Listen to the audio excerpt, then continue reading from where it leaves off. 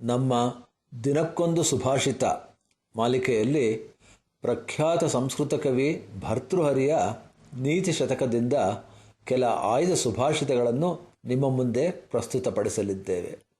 ಕ್ರಿಸ್ತಪೂರ್ವ 1ನೆಯ ಶತಮಾನದಿಂದ ಕ್ರಿಸ್ತಶಕ 5ನೆಯ ಶತಮಾನದ ಕಾಲೈತಿಹ್ಯದಲ್ಲಿ ಜೀವಿಸಿದ್ದನೆನ್ನಲಾಗುವ ಭರ್ತೃಹರಿ ಒಬ್ಬ ಮಹಾನ್ ವಿರಕ್ತ ಯೋಗಿಯಾದ ಶ್ರೇಷ್ಠ ಸಂಸ್ಕೃತ ಕವಿ.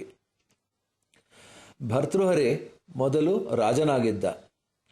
ಆತನ ಕಾಲಮಾನದ ಅನೇಕ ಮಹನೀಯರ ಸತ್ಸಂಗದ ಫಲವಾಗಿ ಸದಾ ಭೋಗಿಯಾಗಿದ್ದ ಈತ ವಿರಕ್ತನಾಗಿ ಯೋಗಿಯಾದ.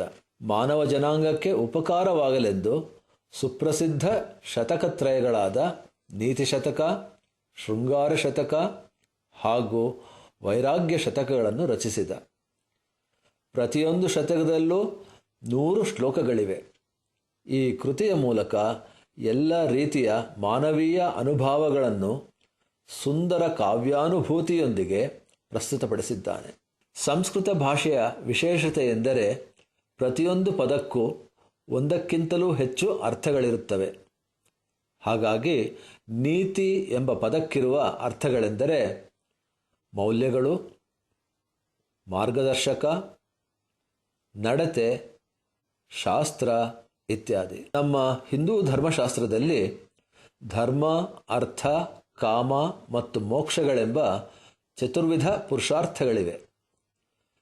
ಸಂಘಜೀವಿಯಾದ ಮಾನವನಿಗೆ ಸಮಾಜದಲ್ಲಿ ಸೌಹಾರ್ದಯುತವಾಗಿ ಜೀವಿಸಲು ಬೇಕಾದಂತಹ ಜವಾಬ್ದಾರಿ, ಕರ್ತವ್ಯ ಹಾಗೂ ನೈತಿಕತೆಯ ಮಾರ್ಗದರ್ಶಕತೆಗೆ ಪೂರಕವಾಗಿ ಒಂದು ಚೌಕಟ್ಟಿನಲ್ಲಿ ಅರ್ಥಪೂರ್ಣ ಬಾಳ್ವೆಗೆ ಈ ಪುರುಷಾರ್ಥಗಳು ಸಹಕಾರಿಯಾಗುತ್ತವೆ. ಮೊದಲಿಗೆ ಕರ್ಮದ ಬಗ್ಗೆ ಸ್ಪಷ್ಟತೆಯನ್ನು ಪಡೆದುಕೊಳ್ಳೋಣ.